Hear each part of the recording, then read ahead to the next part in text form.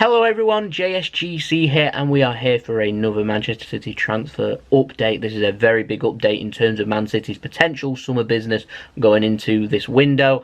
Before we crack on with this video though, I just wanted to say if you could help support my channel, make sure you press the red button and subscribe if you are interested in my content and everything involved with Manchester City and transfer news, daily transfer updates. Don't forget, with Manchester City, don't forget, leave a big thumbs up if you enjoyed this video. You can go let me know your thoughts in the comments below, and you can go and check out my social media, which are popping up on screen right now, or you can go and click the links in description below and go and follow me on Twitter and Instagram if you so wish. So we're going to crack on with this huge news that came out. So frustrating for me yesterday because I put out the video. Right as I put out the video, news broke that Manchester City had changed their transfer policy for this summer. I've been reporting now for weeks 3 to 4 players coming in for Manchester City this summer, and apparently that is not the case. No attacker will be brought in by Manchester City. We're looking at just 2 players to be signed this summer, and we have to presume that's going to be a centre-back and a defensive midfielder. It's been reported by the MEN that Manchester City are not in for an attacker this summer. Bruno Fernandes, no. And most importantly, we've been talking about Joao Felix quite a while.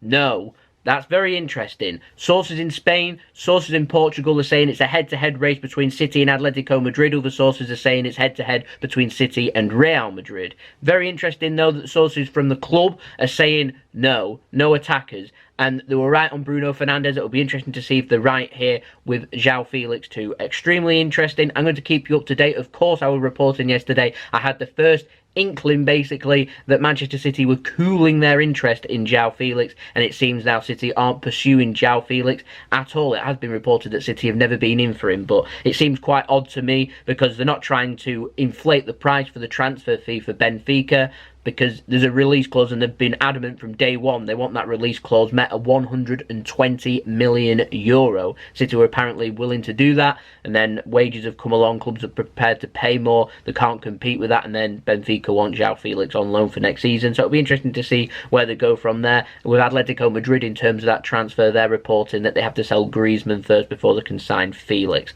I'm finding this extremely interesting and I'm keeping on top of this deal. I'm sure we'll have more news with this as we go into the future, but at this moment in time, things are looking extremely unlikely to see Joao Felix in a Manchester City shirt, and it's looking very unlikely that we're going to see any attacker this summer anyway signing for Manchester City. Let me know your thoughts of that in the comments below. But because of this, I'm wondering what this means now for the future of Leroy Sane. Does this mean Leroy Sane staying and we're going to have a contract announcement soon? That would be absolutely fantastic. That would feel like a new signing to me, and that would be a great bit of business. It has been reported by the MEN that two of City's biggest battles this summer comes in the form of Leroy Sane and İlkay Gündoğan trying to get these 2 players on a new contract. But because we're not going in for an attacker, we're left with Sterling, Bernardo and Mahrez on the wingers, and if Leroy Sane leaves, I've been told Manchester City won't be replacing Leroy Sane. It's a very dangerous game to play. David Silva is going into the last year of his contract. It means we're looking a little bit short, basically. We've got Bernardo Silva that can play in the centre, Phil Foden too. We've got a potential transfer ban hanging over our heads going into next season too. We're going to have this summer definitely to sign players. I can't guarantee we're going to have a winter window or next summer though, with investigations on going into the Jadon Sancho transfer, and also City's academies going on. I think the one in Denmark and also the one going on in Africa too that's been investigated has been reported City could well face a transfer ban. It's a big blow. So City need to make sure they get their business done this summer and make sure that business is good. But at this moment in time, just 2 players rather than 3 to 4, which is, from my point of view, disappointing. I feel like I've just been led down a one-way street here and I've met a dead end, which is extremely frustrating in terms of the Joao Felix transfer. But the summer is long, never rule anything out is one thing I have learned in the couple of years of covering transfer updates. We do know for the centre-back position, Garcia has been promoted to the first team. We're going to be seeing Philip Sandler there too. Seen people asking about that in the comments below. So yeah, we'll see Garcia and Sandler. That's official, but City do want to sign a centre-back this summer. But that's regardless of Otamendi leaving or not. Not got an update on Otamendi in this window as of yet. I think he's on. I think he's with the. Is he with the Argentina squad? I think for the Copa America. So I don't think any decision will be made over Nicolas Otamendi until well into July. Do you know what I mean? The summer's long, things change. So we know defensive midfielder. We know a centre back too, and we do know also there is interest in Danilo. If Danilo leaves, City will be chasing 3 players this summer, not 2. That has been confirmed by the MEN. It'll be 3, not 2, but only if Danilo leaves. So we have to wait for him to leave first. So this could just go on for weeks. This is so frustrating. Really is frustrating. City chasing Wan-Bissaka. Apparently United's already had a bid rejected, going in with a second bid. They're well ahead of us in terms of that. And so we need to make sure we get our business done and get our business done soon before we start missing out on targets and end up like last summer with signing, well, just one player in a position that, wasn't of priority to us, whereas we know centre-back and defensive midfielder definitely is. Now, speaking of defensive midfielders, we're going to talk about Rodri. Update on this £62 million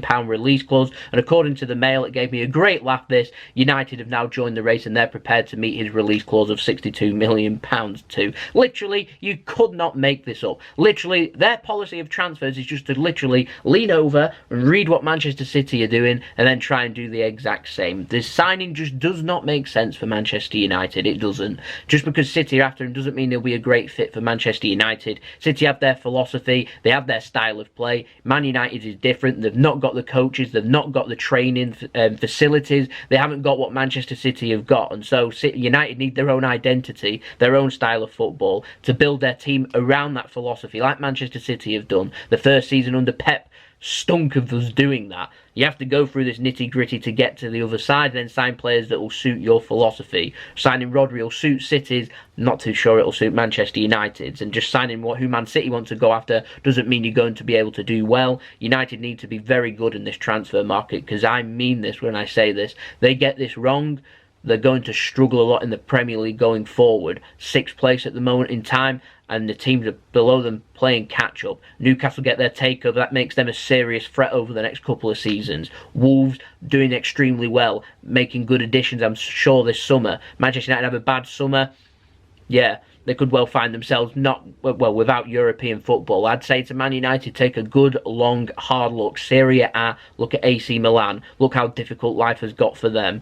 Could Manchester United go the same way if they're not careful? They could well do. This policy of copying transfers, it doesn't work. It just simply doesn't work.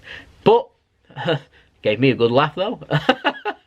Who cares about Man United anyway? It's all about Man City. New name this one now. The Metro, they've been linking Manchester City with Roma centre-back Kostas Manolas. Manolas? I have no idea how you say his name. Someone let me know in the comments below so I can get it right next time. Anyway, Greek international, 27 years old. Not the normal age that we go for when trying to sign players, but there we go. Apparently available, £30 to £35 million. Arsenal are linked to. Was being reported that if he was to go to an English club, though, his priority, and City are at the top of the queue, would be to join Manchester City. But I'm not too sure. We know Harry Maguire's the top target. He's a little bit expensive. I'm not sure on this transfer, if I'm completely honest. I mean, for terms of price, it makes sense. In terms of age, it doesn't. I can see City like signing a young player, you know, like a 19 or 20-year-old, someone that can integrate into the squad over a couple of years. I could see that's more of what Manchester City like to do. Of course, De Ligt, probably a no-go with all the interest going in him and how much wage he's wanting and his agent and everything. That's a no-go, but there must be other players out in the market. But yeah, we'll keep a close eye on that transfer. So we'll move to the outs now, and Pete O'Rourke, quite reliable when it comes to some transfer stories. He's been reporting that Noah Ohio, who I mentioned about a week and a half back, 2 weeks ago, in the transfer updates, I was saying that there was some interest in the 16-year-old City Academy player. Well, according to Peter O'Rourke, he's agreed to join Red Bull Leipzig over in Germany on a permanent basis, 3-year contract. Of course, this won't be officially announced. You'll just see him one day with a Leipzig top on, training with Leipzig, and you know the transfer is being completed. No fee will be involved. He isn't a professional footballer, but a compensation package will have to be agreed. But it seems that Noah Ohio will become a Leipzig player, and no, there won't be a buyback clause on it. I wouldn't have thought. But stranger things have happened. City might get given the option to be able to match a transfer and have first dibs on bringing him back, but considering Man City aren't involved in the transfer and everything, the only thing they can negotiate with is the compensation package. But I'll keep an eye on that when details do come out, and mark my words, details will come out, so when I do have them, I will give them to you. Now, last but not least, in the out news, it comes with terms of Leroy Sane. I wanted to know more about his future after Germany's emphatic win yesterday. He was asked about his future from the press, and it was a little bit quiet, a little bit reserved, not giving much away, didn't want to really talk about his future, and being asked if he's going to be joining Bayern Munich or not. Of course, Manchester City trying to get him on a new contract. Bayern Munich are trying to get Leroy Sane on the cheap, which won't be happening, I can guarantee you of that. I'm not saying he won't join Bayern Munich this summer. Of course, he might well join them, but they're going to have to pay, and they're going to have to pay big. City aren't just going to sell for the sake of selling. Leroy Sane is a key player to Manchester City, and when you want to sign key players, you've got to pay the money. It's all about Leroy Sane, though. If Leroy Sane wants to leave, City should sell, and if he doesn't sign his new contract, that tells me he wants to leave, and at the moment in time, his value is only going to go down from here because his contract's going to run down, so he's not going to be worth as much. So now's a good time to sell if he does want to leave. If he doesn't want to leave, commit Leroy. To me, which one is it? Make your choice. Hopefully he'll stay with Manchester City. Wonderful player, and I think he'd be an exceptional player with Manchester City going into the future, and it'd also ease all of our worries with an attacker there. And you know, he's a Premier League proven player, good quality player. We need to be keeping hold of good quality players to be able to achieve our ambitions of, well, winning everything that we want to. So there we go, that has been the video. Hope you enjoyed this video. Sorry it isn't positive news. I'm hoping at some point City are going to go, you know what, we will release the clause and we'll go and sign Rodri. That's what I'm hoping for. You never know, that might come tomorrow. If it does, you'll be the first to know via JSGC. So make sure you subscribe, press the bell, and put your push notifications on. Make sure you leave a thumbs up if you enjoyed this video. You can go check out my social media in description below and popping up on screen. And don't forget to let me know your thoughts in the comments below. And I'll see you all again tomorrow for the next Manchester City transfer update. Remember, daily update. So I'll see you then. So it's been JSGC, hoping to bring you better news tomorrow. Looking for 2 players now, not 3 to 4. 2, potentially 3 if Danilo leaves. Never mind. It's a long summer, isn't it? Anyway, I'll continue to bring you the news. I'll see you again tomorrow. Peace. Ciao for now.